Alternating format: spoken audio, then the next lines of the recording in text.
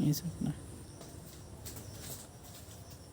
जय Hind my dears, I am Vivek sir and the director of Nandani English classes. I will teach you modal verbs. देखिए आज हम आपको बताने वाले हैं मॉडल वर्ब का 5th क्लास। इससे पहले आपको 4 क्लास दे चुके हैं, है ना। वर्ब का lecture class 1, lecture class 2, lecture class 3, lecture class 4 और आज लेक्चर क्लास 5 है। तो ये आपका लास्ट होगा, मॉडल वर्ब आज खत्म हो जाएगी। तो हम उम्मीद करते हैं कि आप लोग इसको अच्छे से समझने का कोशिश कीजिएगा। इसके बाद जो क्लास होगी, जो भी नेक्स्ट क्लास होगा, आप लोग को नोटिफिकेशन मिलता रहेगा, हम आपको क्लास देते रहेंगे। तो हम उम्मीद करते हैं कि आप लोग को जो हम एक वादा किए थे कि पीडीएफ फाइल हम देंगे, तो शायद आप लोग को पीडीएफ फाइल मिल गया होगा। तो आप लोग से एक और उम्मीद करते हैं, ये जो पीडीएफ फाइल आप लोग को ग्रुप में भेजे हैं, तो आप लोग भी जो है अपना जो फ्रेंड है जिसको ज़रूरत है वो उसको आप जो है पीडीएफ फाइल दे सकते हैं। बट अगर बुक की बात रहा तो बुक जो हम बोले थे कि उसमें मेरा कॉस्ट लगा है कुछ छपाने में, तो वो उसका तो कुछ चार्ज होगा।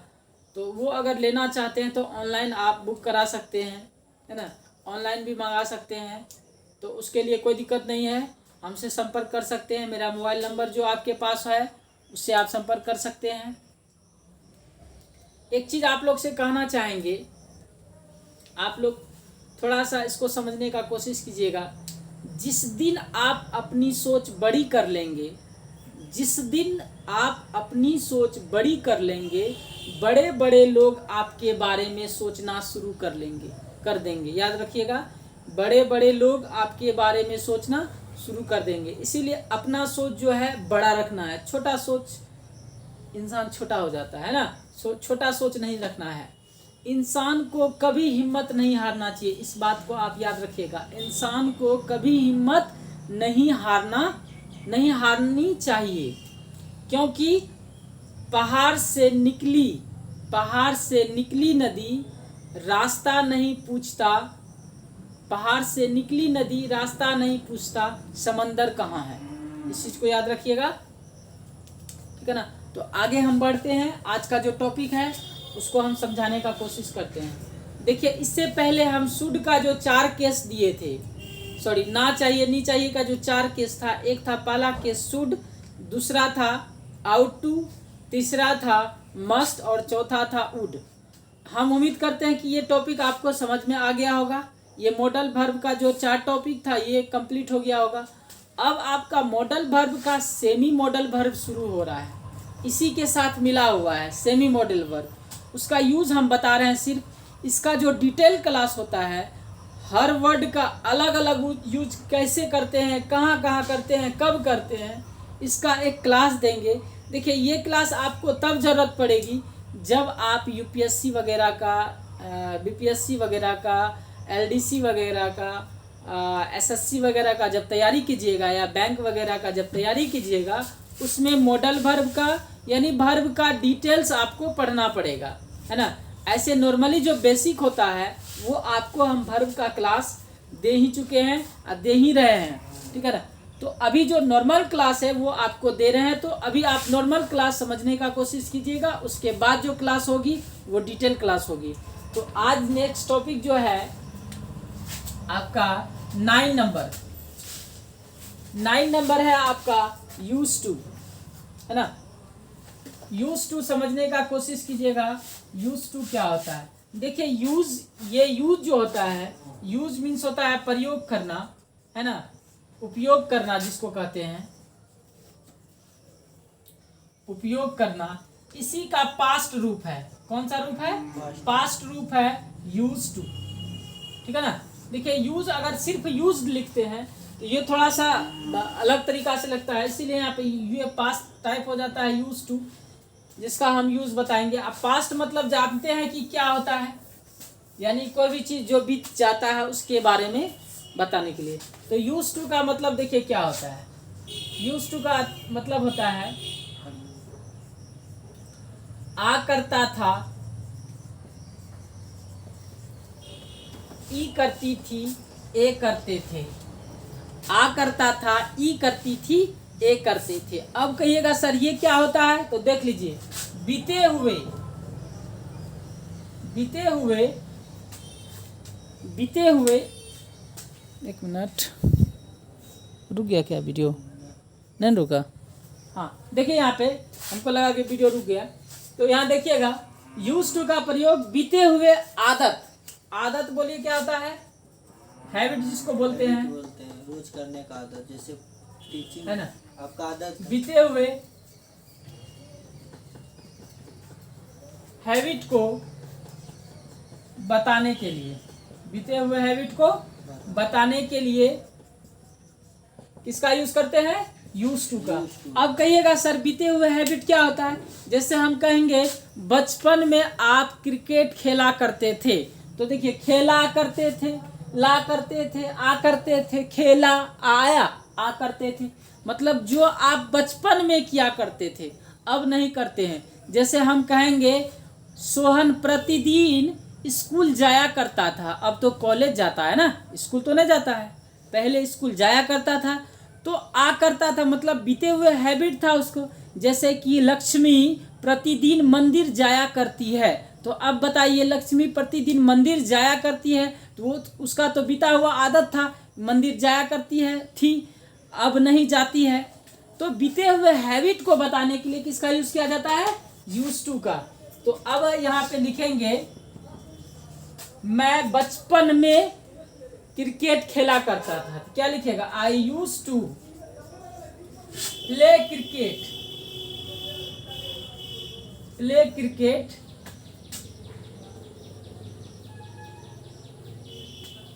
बचपन में क्रिकेट यानी मैच खेला करता था, तो क्या हो जाएगा,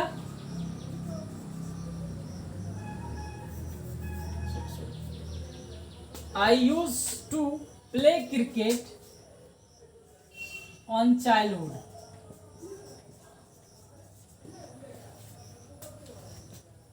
मतलब दिख रहा है जी सर, देखिए यहाँ पे लिखे हैं I used to play cricket on childhood, मतलब हम बचपन में क्रिकेट खेला करते थे, है ना। तो दूसरा अगर यहाँ पे लिखेंगे Rani used to go to temple every day, कहने का मतलब ये हुआ कि रानी जो है, यानी रानी यूज टू गो टू, मंदिर जाया करती थी, पहले रानी मंदिर जाया करती थी अब नहीं जाती है, यानी प्रतिदिन पहले मंदिर जाया करती थी अब नहीं जाती है। तो हम उम्मीद करते हैं कि आपको ये समझ में आ गया होगा। अब हम लोग नेक्स्ट टॉपिक पे चलते हैं, इसका शॉर्ट स्क्रीन जो करना लेना चाहते हैं ले सकते हैं, ठीक है, ले लीजिए शॉर्ट स्क्रीन। चलिए कपड़ा देखते हैं, चलिए 10वां नंबर हम लोग आगे बढ़ते हैं।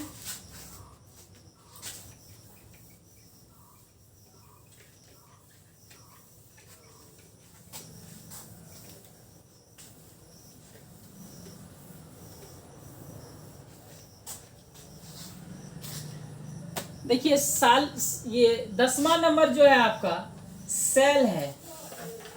अब सेल को समझने का कोशिश कीजिएगा, सेल और व्हील एक साथ आता है लेकिन दोनों का यूज अलग अलग है। देखिए सेल और व्हील का मतलब जानिए क्या होता है। सेल और व्हील जो होता है ये फ्यूचर के लिए होता है ना, फ्यूचर टाइम आता है जो उसके लिए होता है, उसमें गागेगी जिसमें लास्ट में लगा हुआ रहता है, गागेगी समझ गए होंगे। तो दोनों को हम अलग अलग डिटेल करेंगे कि सेल का यूज कहाँ किया जाता है और व्हील का यूज कहाँ किया जाता है।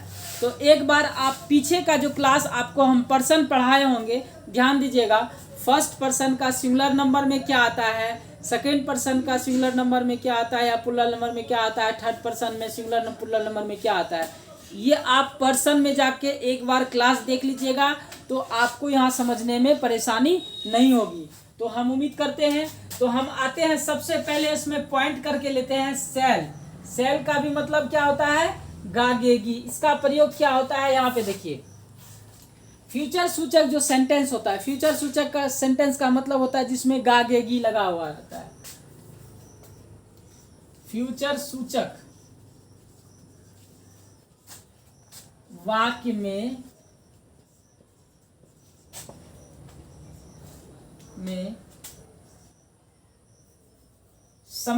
फ्यूचर सूचक के सामान्य वाक्य में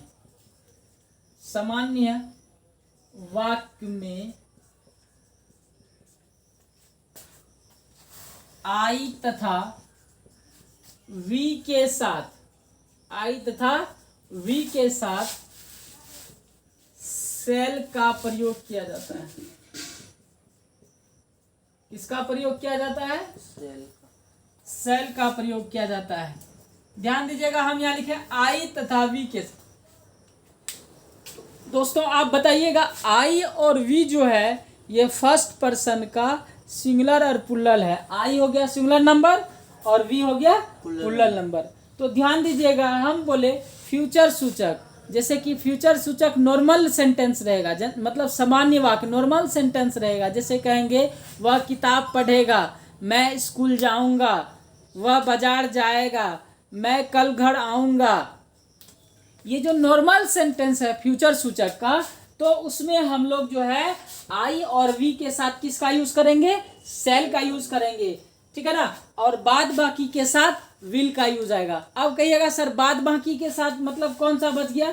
बाद बाकी ई दोनों के अलावा, यहाँ लिख सकते हैं प्रयोग किया जाता है तथा बाद बाकी के साथ विल का प्रयोग किया जाता है। अब कहिएगा सर बाद बाकी क्या है? तो आप ही बताइए भाईजान, बाद बाकी तो बचा। ये अगर ये फर्स्ट पर्सन सिंगुलर प्लूरल निकल गया तो सेकेंड और थर्ड पर्सन बचा कि नहीं? तो सेकेंड पर्सन और थर्ड पर्सन के साथ किसका यूज करेंगे हम लोग? विल का यूज करेंगे, ठीक है ना। अब कहिएगा सर सेकेंड पर्सन का प्लूरल नंबर क्या है, सिंगुलर नंबर क्या है? तो सेकेंड पर्सन का सिंगुलर नंबर यू है, प्लूरल नंबर भी यू है। और थर्ड पर्सन का singular number he see it, otherwise कोई वन नेम होता है, और प्लूरल में दे और मोर देन वन नेम होता है, ठीक है ना। इतना चीज समझ में आ गया होगा। तो उस सब के साथ आप विल लगाइएगा। अब बाद बाकी यानी नॉर्मल अगर कोई सेंटेंस रहेगा, आप वहाँ पे फ्यूचर सूचक रहेगा तो आई और वी के साथ क्या लगाइएगा? सेल लगाइएगा। और जो बच जाएगा सेकेंड पर्सन और थर्ड पर्सन, उसके साथ क्या लगाइएगा? विल लगाइएगा। तो उम्मीद करते हैं कि यहाँ समझ में आ गया होगा। हम एग्जाम्पल भी लिख सकते हैं, जैसे लिखेंगे आई सेल गो टू पटना, मैं पटना जाऊंगा, नॉर्मल हुआ, ठीक है ना। वी सेल रीड बुक, मैं किताब पढ़ूंगा। अब बताइए नॉर्मल बात बोल रहे हैं। अब देखिए अगर इसके अलावा ई दोनों के अलावा आएगा तो विल का यूज होगा। जैसे लिखेंगे you will go to market, मैं बाजार जाऊंगा, है ना। तो ई दोनों के अलावा यही दोनों क्या है? नॉर्मल सेंटेंस रहेगा तो ई दोनों के साथ सेल का यूज होगा। बाद बाकी जो बचेगा उसके साथ किसका यूज होगा? विल का यूज होगा, ठीक है ना। तो आप लोग अगर समझ में आ गया है तो भाईजान आप लोग इसको जल्दी शॉर्ट स्क्रीन कर लीजिए या उतार लीजिए। आप लोग से एक बार और बात हम कहना चाहेंगे। आप लोगों को हम बोले थे कि मेरा व्हाट्सएप नंबर पे आप फेयर करके हमको ग्रामर का भेजिए, तो आप लोग अभी तक फेयर नहीं किए हैं। तो प्लीज़ आप लोग से रिक्वेस्ट है फेयर जरूर करें, ठीक है। इसको जल्दी कीजिए।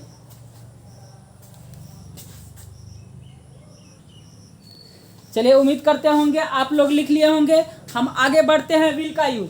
देखिए हम बताए थे इसी यानी 10 का ही दूसरा टॉपिक हम स्टार्ट देके लिखेंगे। देखिए एक बात हम कहना चाहेंगे आप लोगों से एक चीज। देखिए दुनिया में जो है ना सिर्फ नतीजों को इनाम मिलता है, याद रखिएगा। दुनिया में सिर्फ नतीजों को इनाम देती है, कोशिशों को नहीं। इस चीज़ को ध्यान में रखिएगा। अगर नतीजा अगर निकलेगा तो उसको इनाम जरूर मिलेगा। जो कोई भी चीज़ का नतीजा हो, चाहे वह स्ट्रगल का हो, कुछ भी है, लेकिन कोशिश आप करिएगा उसका इनाम नहीं मिलता है। कोशिश करिए, लेकिन कोशिश तो करना चाहिए, है ना। कोशिश करते रहिए, आज न कल नतीजा मिलेगा ही मिलेगा। ठीक,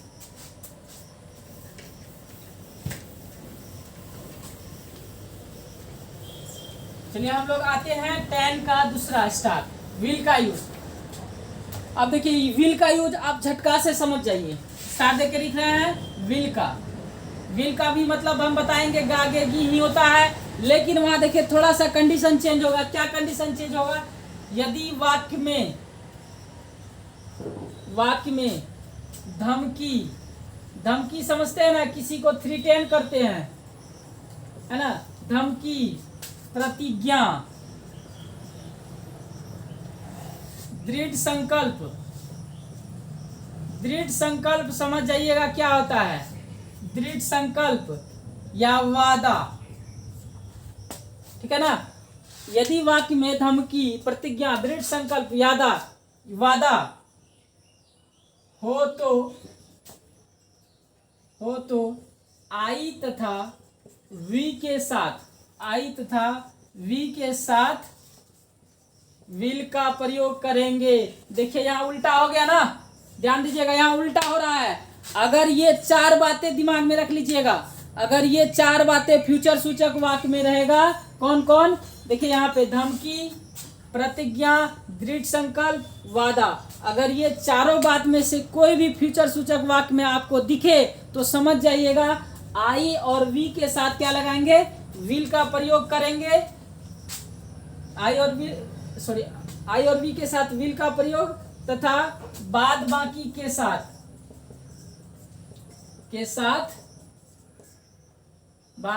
साथ सेल का प्रयोग होगा।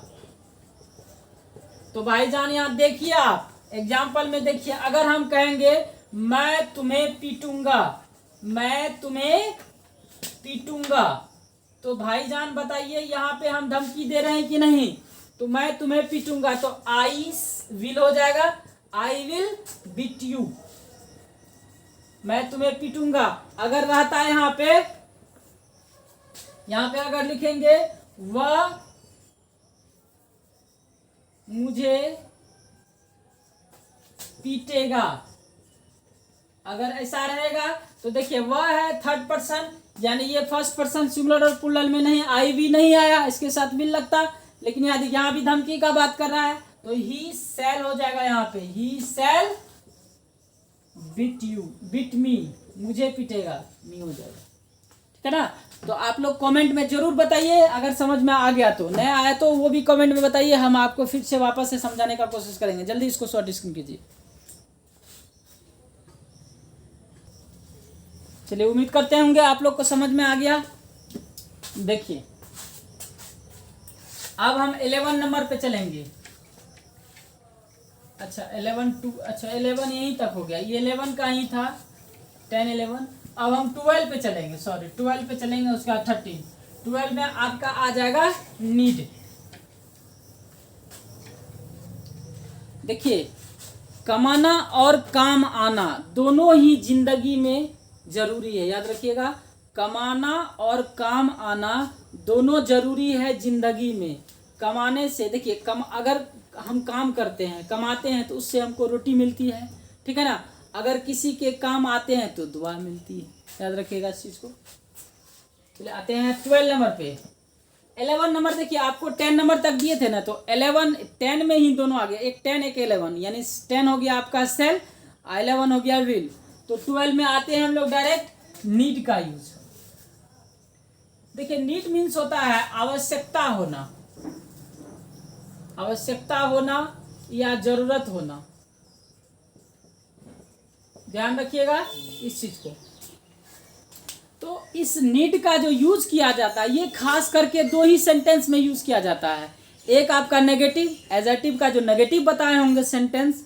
देखिए हम हर स्टेप जो बताते हैं उसका कुछ ना कुछ क्लू होता है, तो आपको हम पहले बता चुके हैं, इसीलिए हम पीछे बोलते हैं देखने के लिए। सेंटेंस में हम एडजेक्टिव पढ़ाए होंगे तो वहाँ हम आपको बताए होंगे, तो प्लीज़ आप लोग एक बार सेंटेंस को और देखिएगा। एडजेक्टिव में हम नेगेटिव बताए होंगे, ध्यान दीजिएगा। एडजेक्टिव का दो पार्ट बताए थे, एक बताए थे पॉजिटिव जिसको अफर्मेटिव बोलते हैं, दूसरा बताए थे नेगेटिव, ठीक है ना।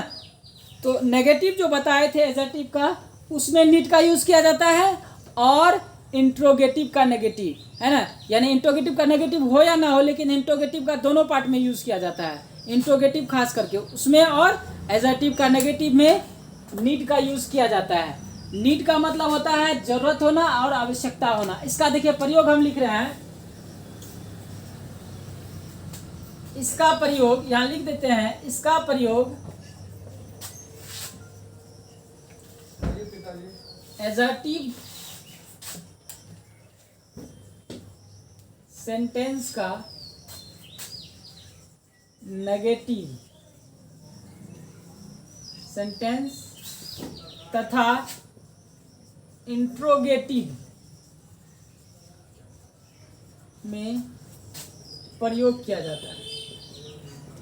तो याद रखिएगा, यहाँ पे हम यहाँ लिख भी दिए हैं, नीड का प्रयोग कहाँ किया जाता है, एडजेक्टिव का नेगेटिव और इंट्रोगेटिव में, दोनों में यूज कर सकते हैं। जैसे हम यहाँ लिखेंगे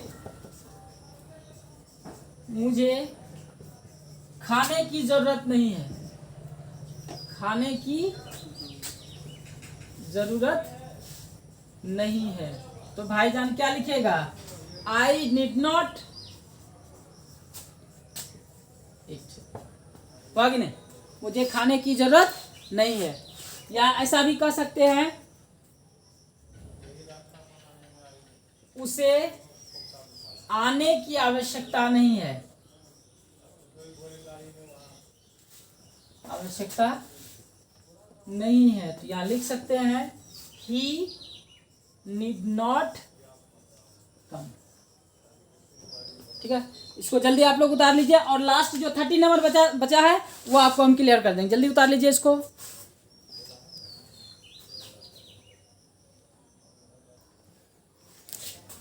चलिए, उम्मीद करते हैं समझ में आ गया होगा। 13 आपका लास्ट क्लास है आज मॉडल वर्ब का।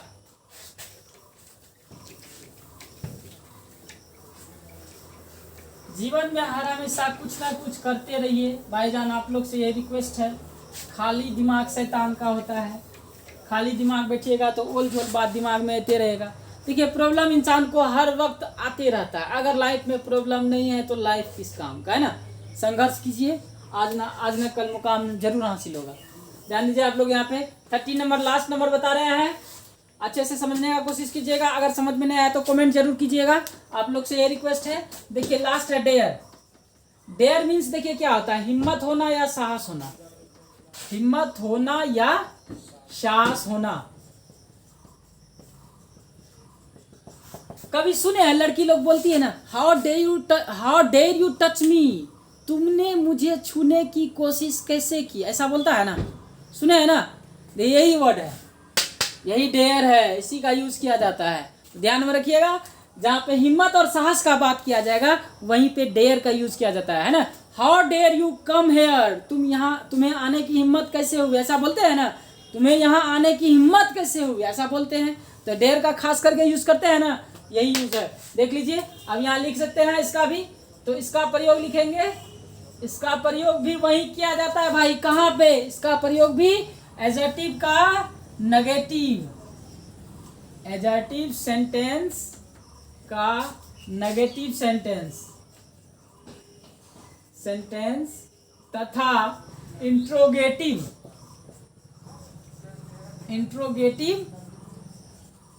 सेंटेंस में किया जाता है ना। देखिए, यहाँ ध्यान से लिखिए, अगर कभी कभी बोलते हैं ना तुम्हें आने की हिम्मत नहीं है, बोलते हैं ना, तो यू यहाँ लिखेंगे, यू डेयर नॉट कम। ऐसा कभी बोलते हैं ना, तुम्हें बोलने की हिम्मत नहीं है, यू डेयर नॉट स्पीक, बोलते हैं कि नहीं। तो यहाँ लिख सकते हैं उसे, ही डेयर नॉट स्पीक, तुम्हें उसे बोलने की हिम्मत नहीं है ना। ऐसा भी करते हैं, क्या तुम्हें मुझे मारने की हिम्मत है, ऐसा भी बोलते हैं ना। तो वहां पे हम किसका यूज करेंगे, डेयर का यूज करेंगे। आप लोग दिमाग में बैठा लीजिए, अगर समझ में आया तो कमेंट कीजिए, नहीं आया तो तपर भी कीजिए। जय हिंद। आज का क्लास इतना ही।